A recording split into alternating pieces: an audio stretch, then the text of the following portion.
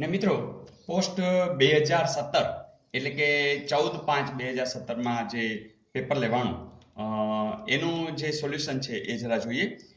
અહીં તમને જે આ મિશ્ર સંખ્યા આપી છે એમાં ભાગાકાર આપ્યો છે. મિત્રો તમને ખ્યાલ છે કે આ બેનો ગુણાકાર મિશ્રમાં 8 × 5/6 એટલે 8 × 6 = 48. 48 માં તમારે 5 ઉમેરવાના એટલે કેટલા થશે તો કે 53. પછી છેદમાં 6 મૂકી દેવાનો.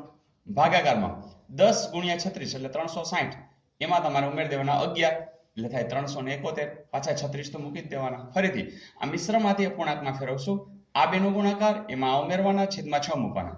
આ બેનો ગુણાકાર એમાં 11 ઉમેરવાના છેદમાં 36 મૂકવાના. પતી ગયું. હવે બીજું પણ જાણીએ છીએ કે ભાગાકારનો તમારે ગુણાકાર કરવો હોય તો છૂટ, પણ તમારે આ પદને ઉલટાવી નાખવાનું. હવે જોજો 6×6 = 36. બીજો આવડો મોટો દાખલો છે, કંઈક ઉડતું તો હશે. હવે જોજો 3 ને આ 5 છે ને 7 ગણું તો દેખાય છે.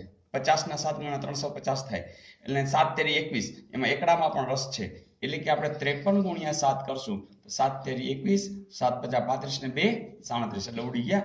એટલે કે અહીંયા જવાબ આવશે 7. 6/7 આવો જવાબ આવ્યો છે. એવું ક્યાંય આપેલું છે? હા, આપેલું છે. ઓકે. ને એક સરસ અને સાવ સહેલો ક્વેશ્ચન કે જો તમને 3, 2, 1, 4, 6, 5, 9, 8, 7 સંખ્યા છે એના આંકડાને ચઢતા ક્રમમાં ગોઠવવામાં આવે તો કેટલા આંકડા જે તે સ્થળે જ રહેશે. એટલે કે તમારી પાસે 3, 2, 1, 4, 6, 5, 9, 8, 7 છે.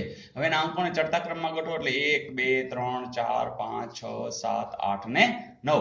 હવે એમાં કેટલા અંકો જે તે સ્થળે તો જોઈ આમાં કોણ એક જે તે સ્થળે રહ્યા તો કે આ એક રહ્યું, પછી આ એક રહ્યું, પછી આ એક રહ્યું. જોઈજો આવ્યા કે નહીં.